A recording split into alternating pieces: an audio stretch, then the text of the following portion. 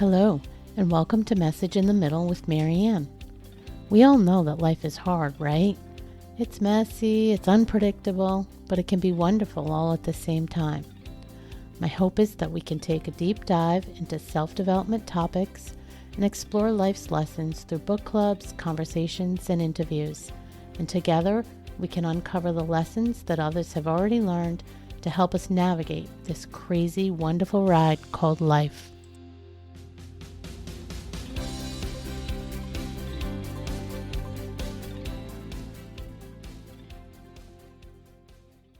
Hello, and welcome to Message in the Middle with Marianne. Today I have a guest. It's Andrea Haughey. She's a health and fulfillment coach. In talking with Andrea, it became pretty evident that she was connected to fitness and movement all her life. So it seems natural to me that she decided to build a career supporting and mentoring women that has health and movement at the core of all of that. But before we dig in and talk about where you are today, or even how you got here, I just want to thank you for being with us today. Thank you. I'm honored. Thank you for having me. I'm so glad you're here. Andrea, you and I talked briefly before this just to kind of get to know each other a little bit. And I think I mentioned that a lot of people in the community have been on a journey themselves for a happier, healthier lifestyle. And many of us have, similar to what I think you're going to tell, is we've all had our ups and downs in all different shapes and sizes around that and other life stuff. But I know that you also have quite a story, and I think folks will really relate to that. So can you just start us on this journey of self-discovery and kind of your backstory before we kind of dig into some of the specific points? Yeah, I can do that. And it has been a journey, and we hear that word all the time. I think like it's a journey, it never ends. And I also like to think of it as a practice. So we're practicing every day how to take care of ourselves and love ourselves. So as you mentioned, fitness and movement has always been a part of my life. It was something I loved. Even as a kid, when I was really young, I remember being in my parents' backyard and I would sprint. We had a big yard with lots of grass, and I would just sprint back and forth for hours because I thought and I wanted to be in the Olympics when I grew up. And as I got a little older, I would run around the block and race the boys in my neighborhood. So running, and to this day, I still love running, but running was a big part of who I was. It really lit me up and moved, like I said, movement. I loved it. And as I got a little older and became a teenager, probably around the age of 14, like it does for a lot of girls, is that my relationship with exercise and movement really started to change. And I started to use it as a way to control my body, and even starting to use it as a way to punish my body. It came more about my weight and my size than something that I loved. And so I kind of lost that love. I still was using it. It's always been a part of my life, but also around that same time, I don't remember exactly when it started, but I started having an eating disorder. So, and then I spent the next 20 years plus years of my life as a bulimic and going through that and battling, all the things that came with that. And I was still using exercise. It got, was always using exercise, but again, now I'm using exercise and food and trying to control my body and my size and my weight and my food, and it consumed me. And when I had kids, I knew I didn't want to go back to working a full-time 9-to-5 job. And I decided, okay, why not do something that I love and that I'm already doing, which was fitness. So I got certified as a personal trainer and I started coaching clients. And it was actually a few years into that career where I really hit a rock bottom. I remember the moment so vividly. Like my kids were little, maybe 1 and 3, and I had binged all day, and then I had locked them out of my bedroom so that I could go in and purge. And I just remember them on the other side of the door, crying. They wanted to be with me. They wanted their mom. And I just remember looking in the mirror and I just didn't not recognize myself. And I thought, how did I get to this point in my life? I grew up with a father that was an addict. And in my mind, I always thought I was nothing like him. And I actually blamed him for so much of where I was in life. And it was at that very moment. And I looked in the mirror and I realized I'm so much like him. I am an addict. It is just manifesting in a different way. And I really at that moment knew something had to change.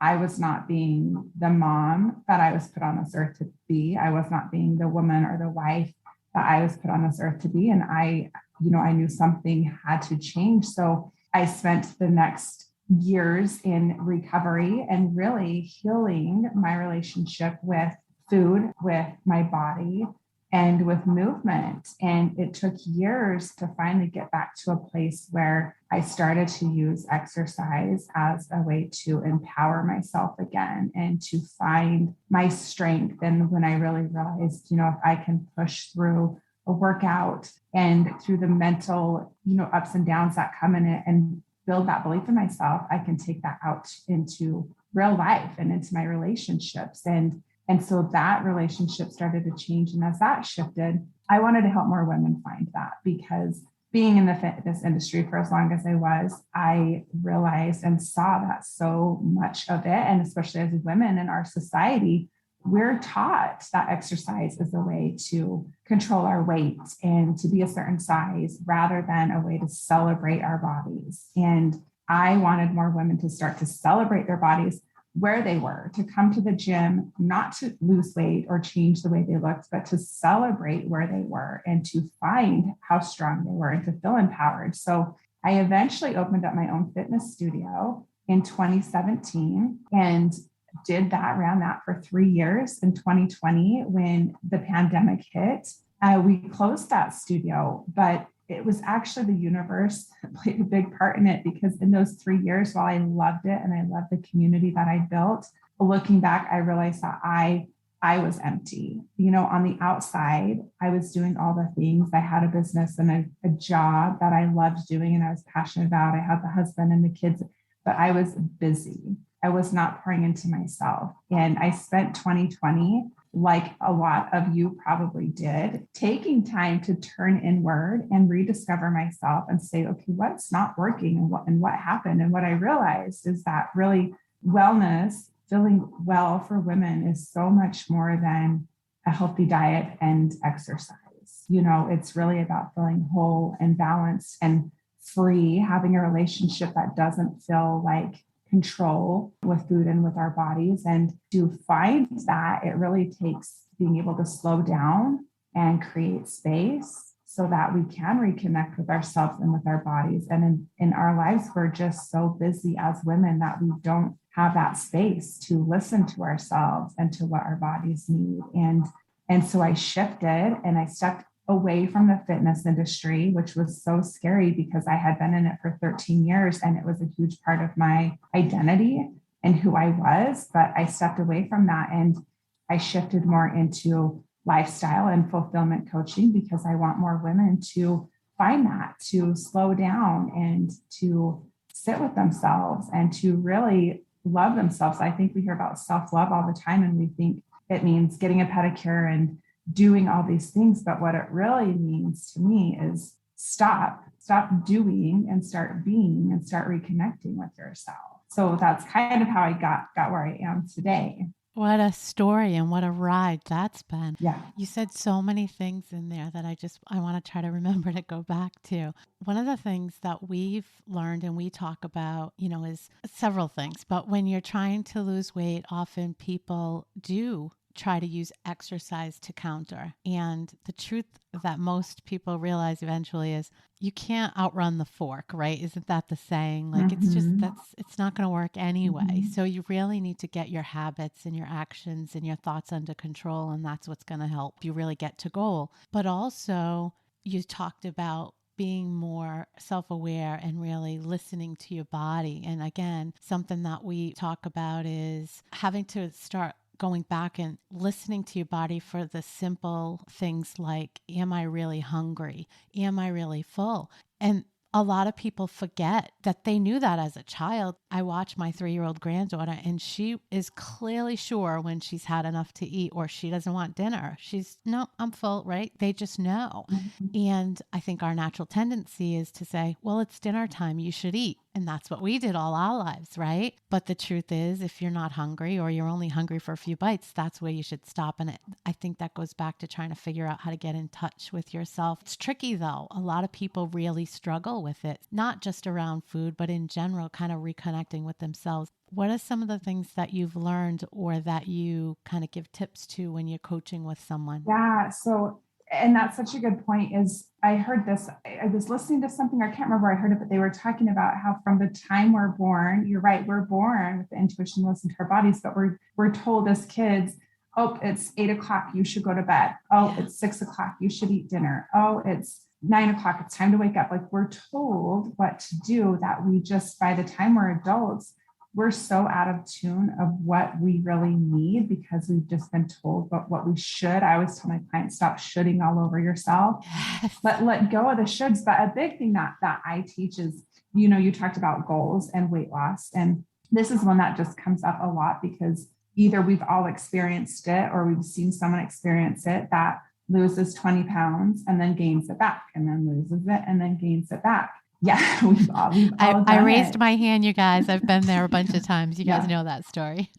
Yeah. And most people know someone, if not ourselves, have done it. And what I like to teach my clients is, and I think having goals, I am a very goal oriented and goal driven person. But sometimes when we're just focusing on the goal or the end result, usually that goal has to do with fixing something or solving a problem. So we wake up one day and we realize, oh my gosh, I'm not healthy. I'm 15 pounds overweight. I don't feel good. I need to get healthy. I need to lose this weight. So that's our goal. I'm going to lose 15 pounds. So what do you need to do? I need to start eating healthy and I need to start moving my body more. I always say to create who you want to be. So start living into who you want to be rather than problem solving or fixing a problem. Start creating. So I usually start with my clients visualizing, what do you want? Like what is it that you want to create? And that might be health and vitality. So rather than I want to lose 20 pounds, is I want to create health and vitality. And that's something you have to choose every single day to get there. There is no end result. So once you have this idea or this vision in your mind of really who you want to be and what you want your life to look like and how you want your life to feel, then you can backtrack and say, okay, this is who I want to be. What does that person do? What actions would that person take in order to get there? And then you start taking those actions and there's no end goal. It's just you're creating a life that you want to live.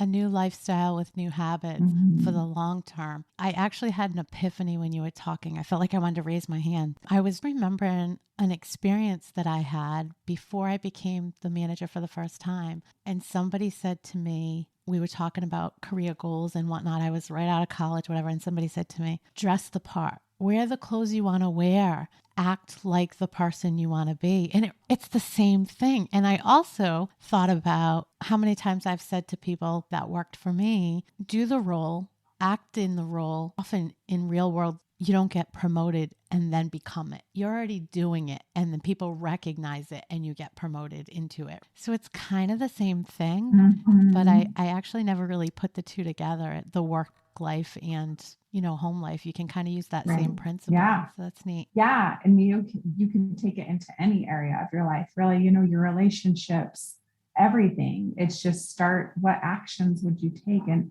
to get to where you want to feel and who you want to be in that. Yeah. So one of the other things that I know you talk about a little bit is trying to do some of this inner work and learning to kind of flip the script and come from a place of love instead of shame and guilt, regardless of whether it's a food thing or it's another addiction or whatever. Just everybody has history and it's not always pretty, right? So there's things, we all have things in our past. They kind of get stuck in your mind and you kind of get past them. That's part of this inner work. So what does that mean to you when you say that? Like, how do you advise people to drop that position of shame or guilt and move beyond it? A lot of it comes down to perfectionism and the black and white thinking. And again, for women, and for my personal story, I was raised in an environment and a culture where really, as women, we're taught to be the ultimate woman, the best wife and the best mom means that you're sacrificing yourself to meet the needs of everyone else. And there's this idea of I have to have it all together and I have to do everything perfectly. And then it comes into that all or nothing. And that's where the shame comes from. Because when we aren't meeting those expectations that we've set up in our mind of what we're supposed to be doing, what we should be doing, is when the shame and guilt comes in. And again, I'm just going to use food because it's an easy one to go to, but it's the all or nothing and the diet culture, when we say, and we label foods good or bad, well, I'm not going to eat these because they're bad. And bad usually means they have a lot of calories or fat, or we think they're going to make us gain weight. So I'm not going to eat these because they're bad. And I'm only going to eat these. And there's this black and white. So the minute we fall off of this perfect idea that we've set up for ourselves and we fall off it, there's all this shame and guilt that comes in because we're not meeting the expectations we've set of ourselves. And then it's a cycle. So then we just spin downward. Well, okay, now I already fell off track. So I may as well do this. And then I may as well do this. And then before we know it, we've completely lost all the work that we've done. And so I think that's a lot of it is letting go of the black and white thinking and also the all or nothing, again, giving ourselves these expectations. Well, I have to work out for 60 minutes and now you slept in and now you only have 10 minutes. And now you're like, well, now I'm just not going to do it. And then you feel shame all day and guilty all day. Well, 10 minutes is better than nothing. So just do what you can do and then give yourself grace. We're human. We're not supposed to do things perfectly. Yeah, progress versus perfection. But I feel like that is one of the hardest things for people. And maybe it's the group of people I hang out with, but I don't know. I think there's a lot of perfectionism. There's a lot of type A personalities in there. Mm-hmm. But I do feel like that all or nothing, regardless of what area, is an ongoing challenge for people. I think you can kind of see the light bulb once people recognize it and once people kind of get it and they can switch it and be like, 10 minutes of exercise is better than nothing. Or I can't write this whole book today, but I can do a chapter or whatever it is, whatever your goal is, right? I think once people realize that that's okay and just keep making little baby steps, it's a big revelation and it helps you kind of really get some trajectory moving forward. Yeah. And in fact, I'm going to share a story of a client that I have been working with for about a year, but because she just went through this, her and her husband decided a few months ago that they wanted to go vegan. They were going to go 100% vegan. And she's very active. She's always been active. She runs marathons and extreme, like the 50-mile races. So she's very active and she's never had a diet mentality or she's an unhealthy relationship with food, but it was just something they wanted to do for their health. But they said, we're going to be all in on this. And they did it and they were great for about 3 or 4 months. And then she started to say, for the first time in my life, I started to feel this, like I was dieting or like trying to control my food. And there was a lot of shame, like when I would go out or if I would lick the spoon when I was making my kids something and it had an egg in it, then I would feel like so much shame around it. And for the first time in my life, like my relationship with food doesn't feel like it's healthy anymore. And I don't feel fulfilled in it. And again, it comes down to the all or nothing. So it doesn't have to be 100%. So if you're doing something because it aligns with you and the life you want to create, then do that, but let yourself off the hook and give yourself grace. Yeah. Something's better than nothing. If you're doing it for the environment or whatever your reasoning is, lean into that and know that something's better than nothing. If you don't follow it 100%, you're still making change. I love that. Did she stick with it or did she give it up? I'm curious. She's sticking to it, but she's going to let go of the having to do it 100%. She said, yes, if I go out to dinner and I want like a steak, I'll have a steak. I'm not going to be like, or if I go to someone's house and they've made food, but there's nothing there that's 100% vegan, I'm not going to say, oh, I can't eat that. Yeah. do your best. Yeah, I love that. I love that. I Yeah. think that place is just so much more realistic and so much more comfortable, like whatever your thing is, to your point. Mhm. So I'm curious, with your history and with what you do for a living and some of the things you truly love to do, what guardrails have you put up to sort of make sure? Because I always think you can be addicted to, listen, all addictions are hard, so I'm not trying to say that anyone's better than the other. But in my mind, let's say you're addicted to alcohol or some substance, some drug. You can quit and quit. You can't quit food. I mean, Mhm. that to me, there is a little bit Yeah. of a difference there because you have to have it in your life all the time. I guess some would say same thing with movement, right? You kind of have to have some kind of movement even if you're not a hardcore exerciser. So it's sort of like dangling that little carrot or that little bit of drug in front of you. So what kind of guardrails have you found since you've had such extremes in your life that you can put in place to make sure you don't fall back? Yeah, that's a good question. And it's taken me a long time. So I've been in recovery from my eating disorder for 9.5 years. So where I am today is not where I was 3 years ago and not where I was 3 years into my recovery and definitely not where I was a year into it. So it looks different for everyone. But I think you mentioned this earlier in our conversation, the awareness. You have to be really aware of why you're picking something up and putting it in your mouth. And again, that takes slowing down, pausing, getting curious. Okay, why am I wanting to eat this? And I often say, get curious. Okay, why am I eating this? Do I really want this piece of pizza? Like, is this really going to fulfill me right now and give me satisfaction? And maybe after you pause and stop, you realize, you know what, I'm just doing it because I'm emotional right now. I'm doing it to numb my feelings, or I'm doing it to avoid what's really going on.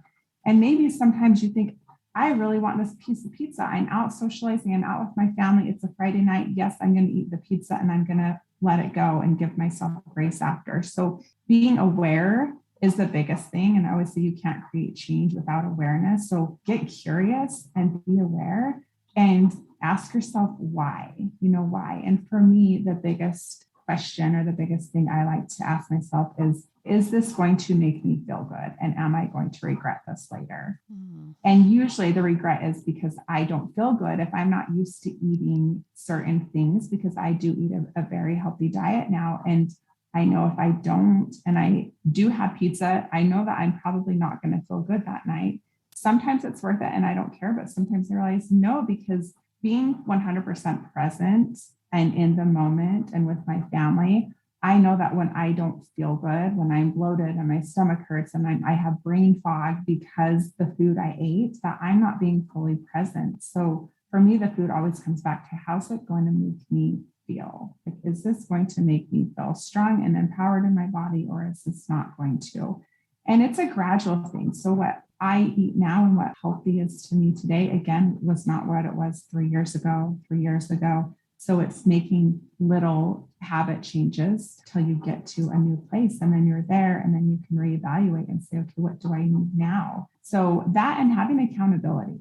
I think when you put something out there or you share it with someone or you have someone on board with you, it makes things easier. Yeah, I mean, all of those things are true and I can relate to them. The part about stringing habits together, I think a lot of people still think like it has to be this big giant thing, right? And I'm forever posting quotes in a different community that's about just take a step, take a little step, right? One step at a time. And you have to string all those habits together and those days together. And sooner or later you get to where you're going, or at least a lot closer to where you're going. But it's not this one big thing. Mm-hmm. The other thing that you said that I can totally relate to is taking a pause. So I'm going to flip it. And we read a book, Mindless Eating, and it was about a lot of that. Like we don't even realize. And the analogy I always use is I remember before I kind of went on my weight loss journey, my hand in a bag of chips, right? That was my thing, chips. You don't even know. Your mind is totally somewhere else and you're just like shoveling them in, right? And soon enough, like half the bag's gone or more. So learning, that was really one of the first things that I started incorporating is taking a pause. And it's just like you said, there's still many times where I'm going to say, I'm having the ice Yeah. cream, I'm having the chips, whatever. Yeah. but I make a decision about Yeah. it, right? And not in a weird way. It's not like, noticeable Yeah. but it's just that minute or that not even a minute, but you know what I mean? Just that thought Yeah. and controlling it. You make a conscious decision, and then you can feel empowered by it, knowing that Yeah. I made this decision. And what you said is that the mindless, often, yeah, most of the things we do are so mindless, because I think you've talked about Atomic Habits. Yeah.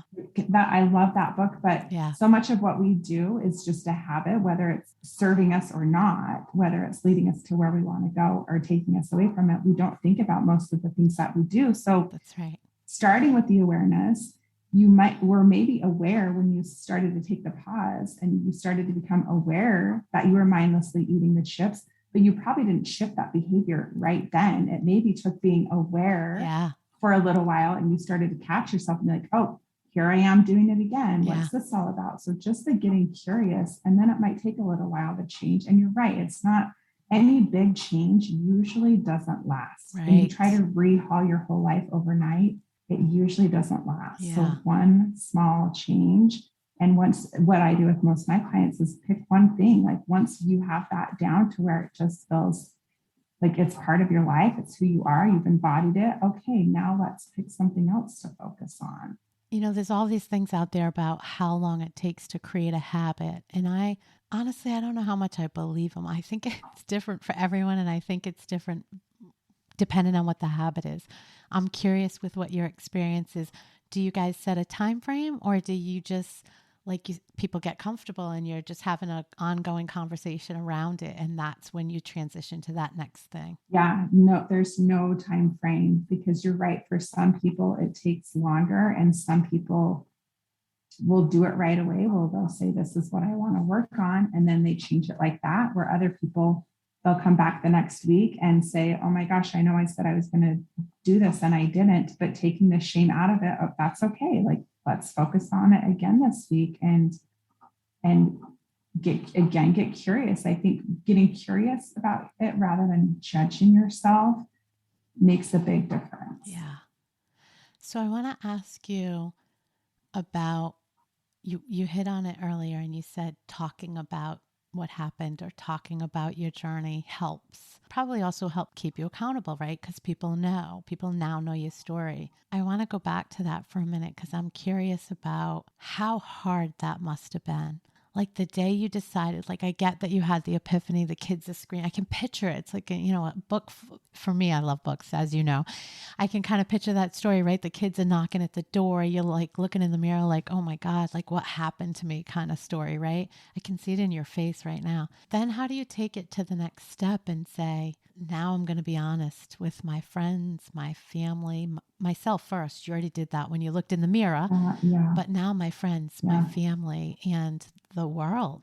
What does that look like? Yeah, you're right. Being honest with yourself is the first step, because you can't be honest with others if you're not honest with yourself. But it was scary, and it was a gradual process. So when I first was honest with myself, then I only shared with my husband, the people the closest to me. And it actually took years before I started sharing it openly, talking about it in conversation, or sharing it with other women, or even sharing it with my clients. And it comes back to that perfection, that we always want to have this idea that we have it all together, and that we know what we're doing, and that we're living this perfect life. And I built my life around that, and I'm still learning how to undo that and be vulnerable and say, I don't have it all together. But the truth is, when we do start sharing, that's the only way to connect, to have real connection, is because none of us are doing it perfectly. And it also, when you share something that you have been through, that either you have a lot of shame around, or even some trauma, when you start to share it, it's a big part of the healing process, because when you're holding it all inside, you can't start to heal. So when you start to talk about it and share, that's when the healing process begins. And then you can help other people, because when I was in it, and when I was in my eating disorder, I felt so alone. I felt like I was the only person on the earth who had those thoughts and those feelings around food and who did the crazy things that I did with food. I mean, some of the things I would do, you probably wouldn't believe unless you do, unless you've been through it. And when I started to share it and I would see women say, oh my God, me too. Like I've done that too. And I could see their face light up because I knew in that moment they were realizing I'm not alone. And all these years I thought that I was alone. So I think it's the only way to real true human connection is to share what we've been through and to let down our guard and to say, I'm not perfect and I don't have it all together. And I thought as a personal trainer and that would discredit me, that my clients and women would say, oh, well, she can't help me because she's a mess. She doesn't know. But the reality is they started to trust me more because they can relate to my humanness. And they knew that I have been where you've been. Maybe the circumstances are different, but the feelings and emotions and the shame around it are all the same. I think your mess becomes your message, right? I've heard that before. And I feel like it's the more I talk to people, the more it just becomes so much more real to me. It's like you said, those true connections, the most authentic stories and people I find are the people that are out there talking about what happened to them, but in a way that's helping other people. Yeah. I just think that you must be helping so many people that have gone through similar things. Is there any story that jumps out in your mind about somebody who let you know it affected them in a positive way? And I can't imagine how that filled you up. It must have just filled you up with joy that you could do that and be there for somebody. Is there anything that stands out? Yeah, I mean, actually, and for me, I've never been overweight. So it was easier for people to look at me and say, oh, she doesn't understand. Women that have issues with food, because they can look at me and say, oh, she's never been overweight. She doesn't get it.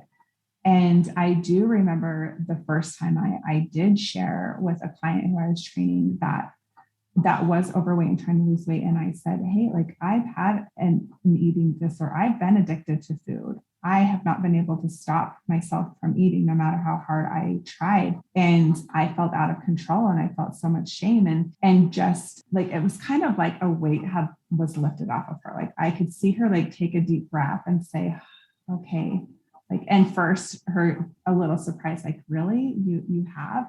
And then it just felt like she could immediately trust me again and lean into that and say, okay, you get it. And it's made such a huge difference. That's so awesome. Today, so you're out of your brick and mortar building and you're doing all virtual. Is that accurate? You're doing all virtual training and coaching. And do you see yourself sticking with that? Or would you, love to go back into a building? What do you see for yourself in the future? No, I don't see myself going back into fitness and being a personal trainer or a group coach instructor. Although again, like fitness is a huge part of my life, movement is, but that has changed. And that's something else I believe is that movement can change and again, tuning into your body. Like I used to just go all out 100%, no matter how my body felt. And realizing like it can be different. And today I do more yoga and more running. That's more aligned with who I am. And I don't see myself going back to fitness coaching, definitely not a brick and mortar. I feel like I am living my purpose. And there was a lot of shame too when I closed my studio and I felt like a failure. But when I took a step back and I realized, you know what, it actually got me one step closer to my real mission and my real purpose. And the way that I mentor and coach women might change as my life changes.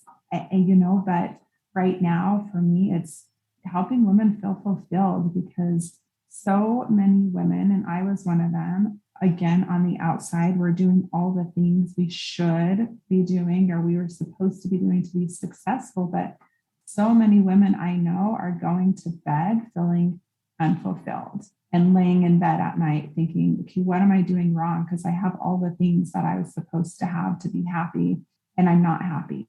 So what am I missing? And when women don't feel fulfilled, we can't show up for ourselves and we can't make the impact we're supposed to make. And I feel like women are here to change the world. We're going to be the ones that have to change it. And we can only do that when we start with ourselves. So I see myself doing this for a long time. Well, I love your message, and I was gonna stop there because I think, we're right about at the time, but you made me want to ask another question. I think a lot of people in this community were sort of at that age, kind of air quotes, where we're kind of revisiting our life and who we've been and kind of, everything got tucked away for so long. And so we are coming back into our own. What kind of advice, like if there's a first step when you're working with somebody, what do you tell them? How do you tell them to get started to kind of figure out how to walk towards that life they really wanted, or come out of the shadow of, what's on paper or what you can see through Facebook, but the reality, and sort of start